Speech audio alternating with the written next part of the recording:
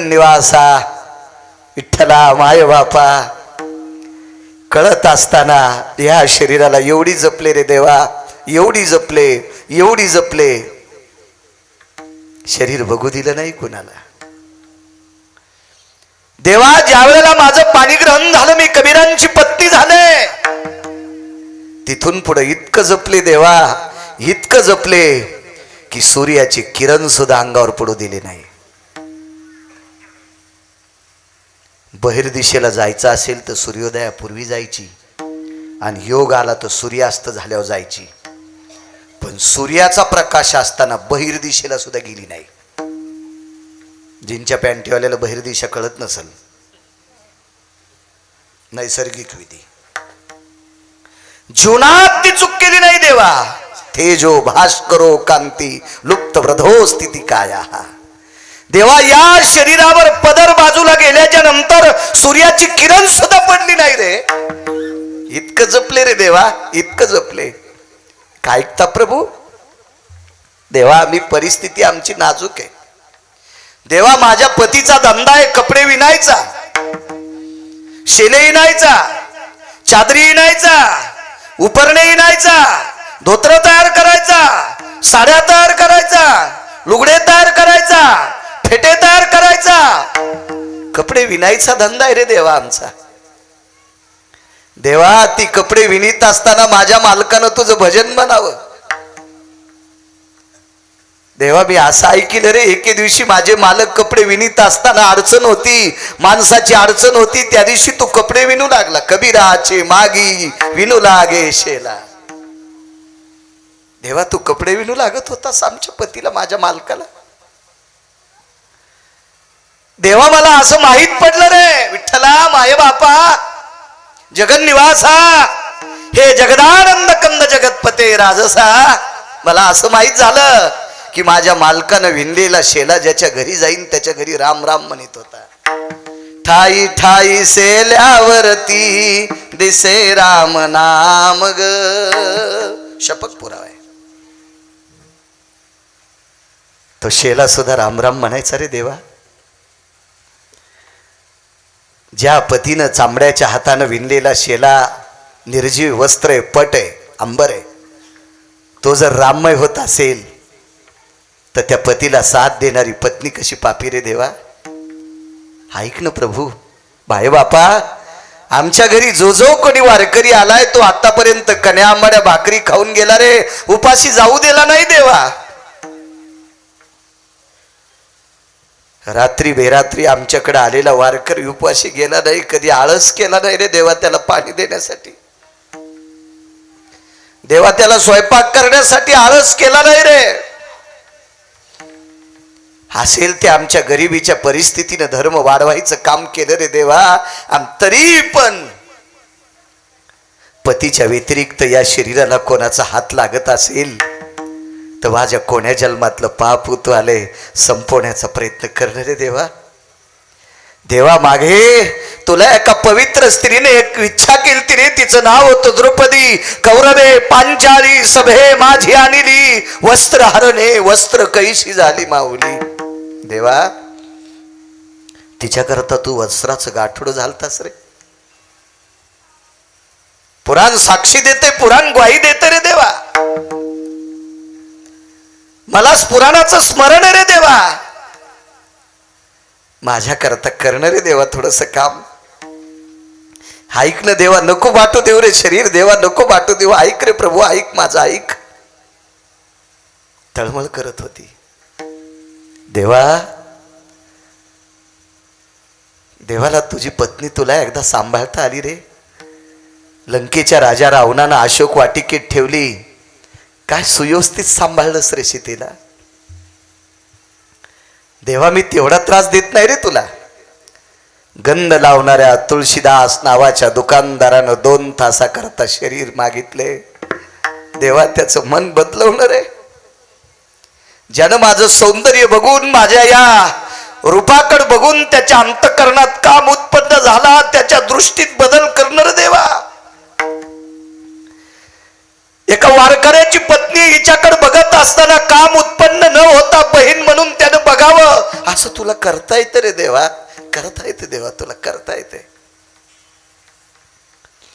नाना प्रकारचा अंतःकरणामध्ये टाव फोडला, इच्छा प्रगट केली, फक्त शरीर वाचावं. पतीच्या व्यतिरिक्त या शरीराला कोणाचा हात लागू नये एवढी इच्छा केली. ठरलेल्या वेळाला दुकानाची कडी वाजली. आतनं कडी काढली आणि दुकानदारानं एका वारकऱ्याच्या पत्नीला आतमध्ये बोलवलं. आतनं दार लावलं, कंदील खुंटीला अडकवला आणि त्या निष्ठावंत वारकऱ्याची पत्नी त्या पलंगावर बसलेली आहे. आतापर्यंत त्या गंध लावणाऱ्या दुकानदाराच्या अंतःकरणात तिच्याविषयी वाईट भाव होता.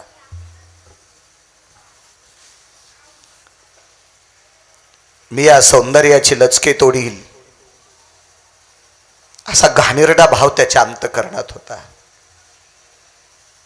त्या दुकानदाराच्या पलंगावर बसल्याच्या नंतर 5-4 मिनिटं निघून गेले. पतीनं सांगितलेल्या शब्दाला तडा जाता कामा नये. भरलेलं पात्र हातात घ्यावा पाण्याचं आणि पळत राहावा. जसं ते पात्र विसळतंय तसं तिचं अंतःकरण विसळत होतं देवा, तिचं मन विसळत होतं. या पवित्र शरीरावर फक्त पतीचा अधिकार आहे देवा. नका रे, नका करू देवा, माझ्यावर असं नका, माझ्यावर हे संकट नकोय देवा. देवा माझी काही इच्छा नाही रे, आहे त्याच्या पलीकडे गरिबी दिलीस तरी चालेल रे देवा. उपास मारीन आम्ही मेलोत तरी चालेल देवा. भाकरी वाचून आम्ही मेलोत तरी देवा चालेल रे, पण नको शरीर बाटू देऊ देवा. देवा घरी गेल्याच्या नंतर आमचं घर पेटव. यावतो वैश्यान्नरा असतो दग्ध कायान भग्न स्थितेषु. पुराणकार सांगतात देवा घरी गेल्यावर घर पेटव आणि पेटलेल्या घरामध्ये सदैव आम्ही जुळून जाऊ. ती शिक्षा दिलीस तरी हरकत नाही रे, पण या शरीराला एखाद्या नराधमाचा हात लागता कामा नये इतकं करणं देवा. आणि काय परिणाम झाला पुरविली आळी सांगतोय. एका शकंदात त्या तुळशीदास नावाच्या दुकानदाराच्या अंतःकरणातलं कार्डच बदललं. जनार्दन बुवा कार्ड बदललं, पावली बुवा कार्ड बदललं, बुवा कार्ड बदललं. आणि काय बदल झाला. दोन्ही गुडघे टेकून तुळशीदास नावाचा दुकानदार हात जोडतोय आणि कबीराच्या पत्नीला बहीण म्हणतो, बहीण म्हणतो, बहीण. हात जोडले आणि त्या पवित्र श्रीमंत श्री कबीराच्या पत्नीला बहीण म्हणलाय दुकानदार. बहीण माय ताई, जे काही मनात पाप आला असेल त्या पापाबद्दल मला माफ कर, पण एक भीक मागतो, एकच भीक मागतो. इथून गेल्यावर तुझ्या पतीला सांग तुळशीदास नावाचा दुकानदार माझा भाऊ आहे. दृष्टांत सांग. एकांत आहे, रात्र वचनबद्ध आहे, मोबदला दिलाय, 2 तासाकरता शरीर विकत घेतलंय, पण समोरच्या व्यक्तीच्या अंतःकरणातली आळी इच्छा एकच होती, देवा हे शरीर वाटू देऊ नको. कुळात कोण्या जन्माला आली त्याचा विचार नाही, पण दोघा पती पत्नीची मालकावर श्रद्धा होती म्हणून देवानं ती पूर्ण केली. म्हणून मालक पहिल्या कडव्यात देवा करणं माझी इच्छा पूर्ण केली जगाच्या बापाने. पुन्हा एक प्रसंग ऐका. कर्मणो गहनो गती. पांडवावर एक वेळ आली. पांडव धर्मनिरपेक्ष आहेत, पांडव राजे आहेत, राजपुत्र आहेत, शूर आहेत, शिवाय वारकरी आहेत. नुसते राजे नाहीत, नुसते शूर नाहीत. राजे, शूर अधिक वारकरी. पांडव भजन करणारी होती. पाहाती पांडव अखंड वनवासे, परी त्या देवाशी आठविती. वनवासात सुद्धा पांडव भजन करणारी होती. पारमार्थिक, सात्विक, सदाचारित, पुण्यशील. पण या पांडवांना 12 महिन्याकरता एक वेळ आली. त्या वेळेला नष्टचर्या नावाची वेळ म्हणतात. महाभारत सांगते बुवा, श्रीमद भागवत सांगतंय पांडवांना नष्टचर्या करायची वेळ आली. नष्टचर्या कशाला म्हणायचं की अधिकारानं टोकाला असलेल्या व्यक्तीला खालच्या दर्जाचं काम करावं लागतं, याला नष्टचर्या म्हणायचं. ज्याच्याकडे 500 एकर जमीन आहे त्याला कपभर दूध मागायची वेळ आली, किंवा त्या दुधासाठी कोणाची बुट उचलावं लागायले, याला नष्टचर्या म्हणायची. हे इथं तुमच्या माझ्यासारख्या 400-500 एकरवाल्याला हा शब्द लागत नाही. पांडव याच्या फार पलीकडचे आहेत, फार पलीकडचे आहेत पांडव. पण नष्टचर्या कशाला म्हणायचं? कोण अर्जुन?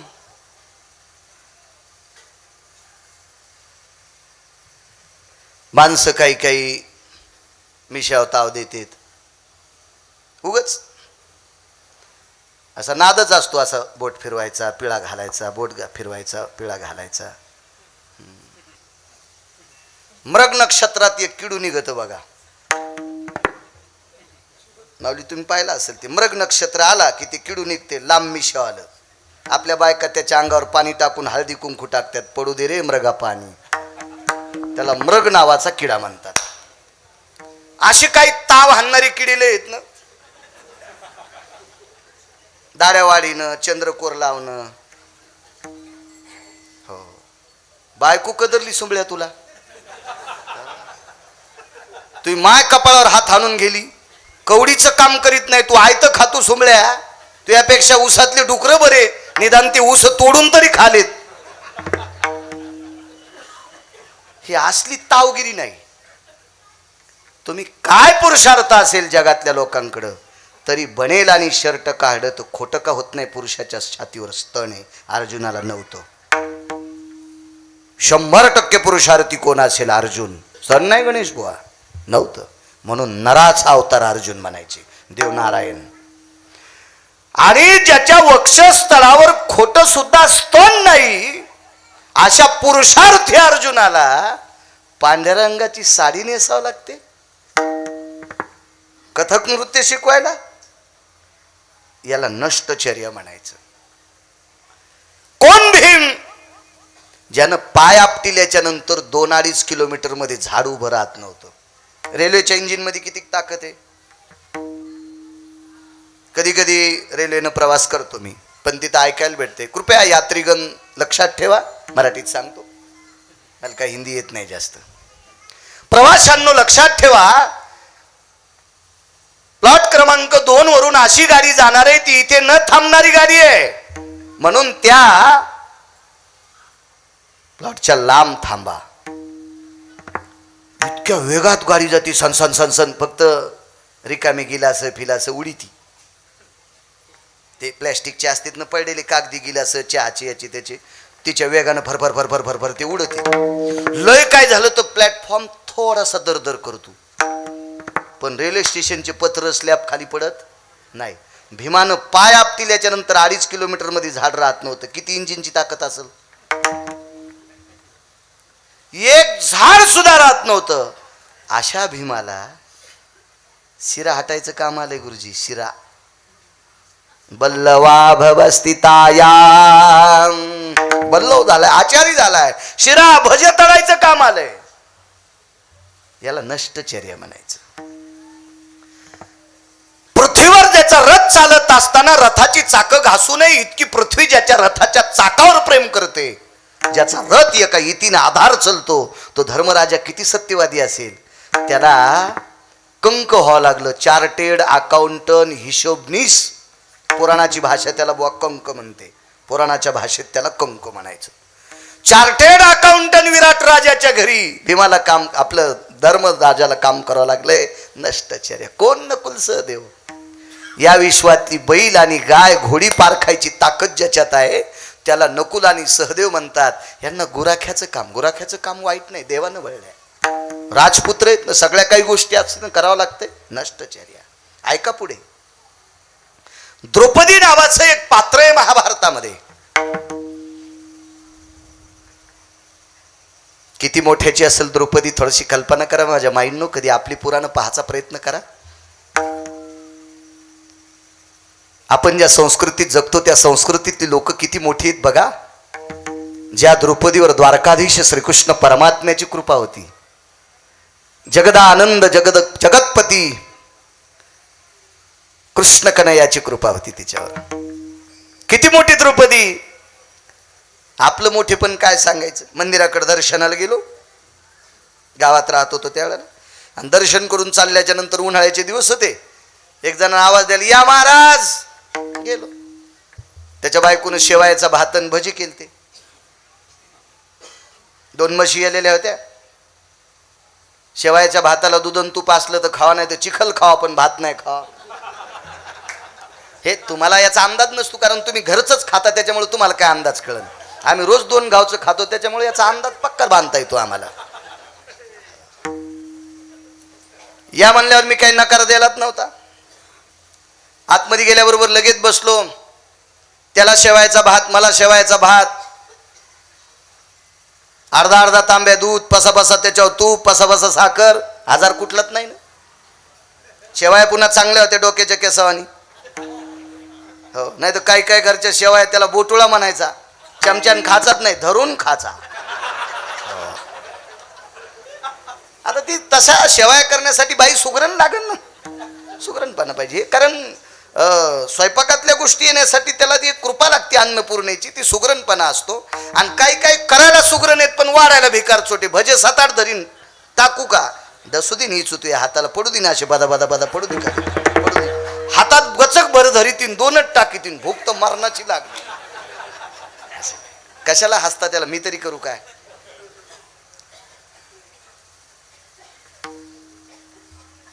जेवण झालं. बाई म्हणली, महाराज कशा होत्या शेवया. फुकट खाल्ल्या बुवा वर्णन करावं लागतंय.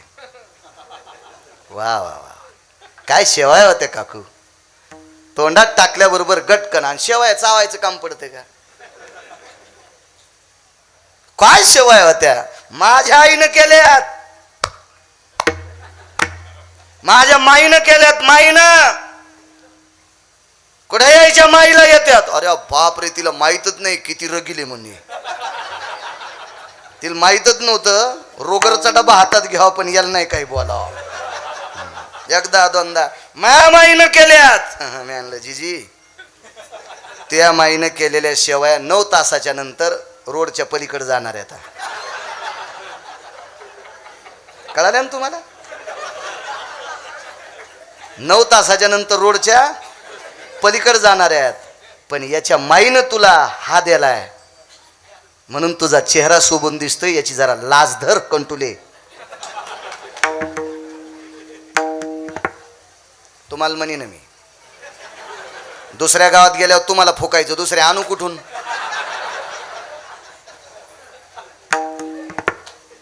लय बायकायला तिळभर करायचा, निळभर सांगायचा नाद. खात्याला इकडचं गात्याला तिकडचं. हो, जी बाई सासू सासऱ्याचं खाऊन माहेरचं गुण गाती का, ही ज्याला भेटली असेल त्यानं म्हणायचं मी अवदशी सोबत लग्न केलंय. लय पुराण इचकायचं काम नाही, बोट खराब होत असते. हे सोपं पुराण, सोपं.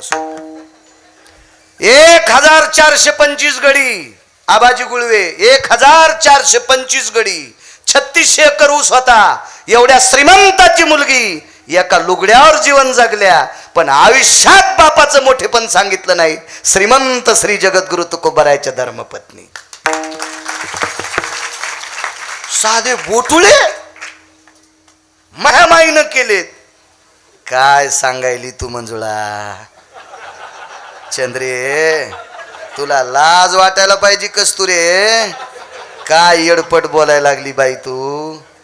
नुसते बोटुळे दिले तू या माईनं तर इतका शहाणपणा. मरूस तर तू ही लाज सांभाळायची त्यानं होका घेतलाय. पत्नी उघड राहिली तर कोणाची लाज जाती बुवा. तुमचं झालं नसेल अजून, त्याच्यामुळे मुक्त आहे. ज्याचं झालं त्याला विचारा. तू का म्हणे नग्न भाज परी ते लाज स्वामीशी. आयुष्यभर तुझी लाज सांभाळायचा ठेका घेतलाय, आणि ते कोणी दिलाय त्यानं. मग हे साधे बोटुळे देणार नीला इतका फुगीरपणा आहे माहेरातला. तर द्रौपदीचं माहेर किती श्रीमंत होतं बाबा. माऊली बाबा 48,324 दाशा द्याल त्या भावानं दिवाळीच्या दिवशी सप्रेम भेट. 48,324. तुमच्या गावात किती बायका भरत्याने जनगणना केली तर म्हणजे किती वर झडे. देवाला जितक्या मुली होत्या का? 16,108 गुणिले 3 48,324. जितक्या मुली द्वारकेतल्या मालकाला होत्या तितक्या 10 द्रौपदीला भावान द्याल. किती श्रीमंताची बहीण असेल होती, किती श्रीमंताची, किती श्रीमंताची. आणि एवढ्या श्रीमंताची बहीण असताना सुद्धा, एवढ्या श्रीमंत राजाची बहीण असताना सुद्धा विराट राजाच्या घरी माझ्या माईनं शेण काढायची वेळ आली हो. तिला शेण याला म्हणायचं नष्टचर्या. पुराण याच्या करता ऐकायचंय. पुराणीचा रस गोड म्हणले, देहूतले मालक म्हणले पहावे पुराणी विचारोनी. याच्याकरता ह्या लोकांचं जीवन ऐकायचं, चरित्र ऐकायचं. माझ्या माईंनो, आपल्या जीवनात कमी अधिक गरिबी आली, एखादी गोष्ट आली तर निमूटपणे ती सहन करीत जायचंय. मागचं त्याच्याकरता ऐकायचंय. 1425-36 एकर ऊसजीच्या बापाकडे माझ्या तुकोबरायच्या जीवनात आईसाहेबांनी झाडाखाली पडलेली उमरं खाल्ली. महिना चूल पेटत नव्हती. काय परिस्थिती नाजूक असेल माझ्या माईंनो. पण एका रसोदीर्घाईत की संसारातल्या लोकांची कधी निंदा केली नाही. त्याला द्रौपदी म्हणायचं. नष्टचर्या, शेण काढायची वेळ आली. पुरविली आळी सांगतोय, पुरविली आळी. सौंदर्य किती द्रौपदीचं. पांडवांना वनवासात भेटलेली काही ठराविक लोक, त्याच्यापैकी वनवासात सर्वात मोठं एक पांडवावर आलेलं संकट होतं. काही सिधा सामग्री नसताना दुर्वास नावाचे साधू आले 60,000 शिष्य घेऊन. हा भाग सोडून त्या दिवसाचा होता. महाभारतात एक प्रसंग आहे. एक साधू पांडवांकडे वनात आले आणि त्या साधूनं सांगितलं माझं वेदाचं अध्ययन राहिले. तर अमावस्याची होती बुवा. अभिमन्यू महाराज, अमावस्याची रात्र होती आणि अमावस्येच्या रात्री माझं वेदाचं आवर्तन राहिले. आणि धर्माला सांगितलं राजा, दिवा आहे का तुमच्याकडे? आम्ही जंगलात राहतो,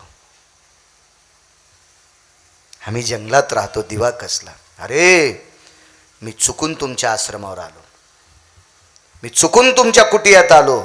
अवघड परिस्थिती माझी. आज रात्रीत माझं वेदाचं अध्ययन व्हायला पाहिजे, आवर्तन व्हायला पाहिजे. तुमच्याकडे दीपक नाही, दिवा नाही. हरी म्हातारं काठी टेकीत टेकीत निघालं. महान ज्ञानी साधू होते. नाव काय असेल सांगता येईल एखाद्याला? किती महाराज मेले सुधरतान मला गोळी घाला. किती भागवत ऐकले आतापर्यंत तुम्ही? किती रामायण ऐकली, किती पुराण ऐकले? वा, मी राहू देतो. सगळ्या गोळ्या एकखाट्या घेतल्यावर ॲक्शन येत असते. मी दुसऱ्या कीर्तनात सांगतो. तुम्ही म्हणताल तुला याच का पुन्हा? तसा माग लागे बी नाही. गोडसं नाव आहे त्या साधूचं. शोध घ्या, देव चांगलं करीन. चांगलं शोधा. तुमच्याकडे 3x6चं पुराण आहे काचाचं, त्याच्यावर इचकी जा. तरुणांनी इचका आपल्या आजीला सांगा, आजोबाला सांगा. ते तुमचं याच्या करताचे. तुला वाढदिवसाच्या शुभेच्छा. सकाळीच बायकून आणले त्याला. काय शुभेच्छा द्यायला? त्याच्या इथलं लोन आलं तर ती तूही तुला रूम नेणं हानीन. आपला पवित्र वेळ पांचटांकरता खर्चिण्याकरता आपल्याकरता खर्चा. आपल्या असं सांगितलं की चौकातच फाशी. वेद वाचिला असं कळालं की चौकातच फाशी. पूजा केली देवाची असं कळालं की चौकातच फाशी. तिथून पुढे पूजेचे प्रकार झाले मानस पूजा. नाही तर अगोदर षोडशोपचारी पूजा होती. तिथून पुढे मानस पूजा. षोडशोपचारी पूजा म्हणजे सगळं मांडून वगैरे केलेली पूजा. आणि मानस पूजा नुसती मनाची आगंधे पूजिला नारायण. मनानं नुसती पूजा करायची. पंचगंगा हवानांचे प्रियतान्न ममः आपांपती निरहावानांचे प्रियतान्न नमः आपांपती भयव्याप्ती सत्रा तो जायते सर्वा हिरण्यमुद्रा हेमपुष्पम समर्पयामी. हिरण्यमुद्रा कोण अभिषेकाला ठेवू शकते? 7व्या दिवशी तुमच्या शिवपुराणाच्या पूजेला आता यजमान शिवमुद्रा त्या हिऱ्याच्या मुद्रा ठेवू शकतो का? हेमपुष्पम समर्पयामी बिल्वदळा सर्वाती हेम सर्वकांती स्ततेवचा मुग्धा भयव्याप्ती स्ततेवचा. कसं शक्य? सोन्याचं फुल कसं शक्य? आम्ही तर मंत्रात म्हणतो, याला मानस पूजा म्हणायचं. मग सगळी त्या राज्यातली लोक मनानं पूजा करत होते. मनानं दिसलंच नाही पाहिजे, मनातली मनात पूजा. पण एवढ्या पाप्याच्या कुळात एक वारकरी जन्माला आला. त्याचं नाव आहे भक्त प्रल्हाद. नुसता वारकरी नसून, नुसता भक्त नसून, भक्तराज. प्रल्हाद जन्माला आले. प्रल्हादाला मारण्यासाठी वाटेल ते प्रयत्न केला. घेतले नुतरिया उचलोनी कडेवरी. खाली टेकीत नाही. एकदा कडेवर घेतलं की खाली टेकीत नाही. दोन्ही सांगतो तुम्हाला. एक तर कडेवरचं खाली टेकत नाही आणि विच्छेला तडा जाऊ देत नाही. दोन्ही ऐका याच्यातलं. दोन्ही पण काय इच्छा होती प्रल्हादाची पुढे ऐका. आणि कडेवरलं खाली टेकलं नाही. 21 प्रयोग केले मारण्याचे, मरत नाही. 20 प्रयोग बापानं केले आणि 21वा प्रयोग आत्यानं केला. ती आत्या आली शहाणपणानं. शक्यतो सगळ्या आत्यानं माहेरात गेलं पाहिजे. 4-2 दिवस मोठेपणानं राहिलं पाहिजे. भाषेची ते असली तर त्यानं नेसलेली साडी नेसून गेलं पाहिजे. भाषा सुनाला काही बी शिकलं नाही पाहिजे किंवा भाषाला जास्त चोंभाळून तिला खालीवरी नाही बोललं पाहिजे. आत्या असेल कोणाची बहीण असेल हिशाबात राहिलं पाहिजे. मी नेहमी सांगत असतो, ज्या बाईला माहेरातून भारीची साडी घ्यायची तिनं भावाला न चोंभाळता भावजाईला चोंभाळी जा. पण तुमच्या जिबीला असा एक दात आलाय, नसतो जिबीला दात पण ह्याच्या आलाय. ह्या माहेरात गेल्या म्हणतात बाई काय मा दादा होता, लग्न झालं तसा कसा बोक्यावानी दिसत होता आणि आता माय मेलेल्या वघारावानी त्याचे गुडघ्याला गुडघे आदळलेत बाई. वहिनी तुमच्या धाकानच मा भाऊ वाळला. 7-8 दिवस राहिली. मग भाऊ म्हणला आता ताईला जायचंय, लुगडं आणायला जाऊ का संभाजीनगरला, आणि घरातले का फुकून द्यायचेत का. मग लग्नात आलेलं लुगडं नेशिलं. हे भावाला चोंभाळल्यामुळं. भारीचं लुगडं पाहिजे असेल तर गिरगावच्या बाळूचं औषध घ्या.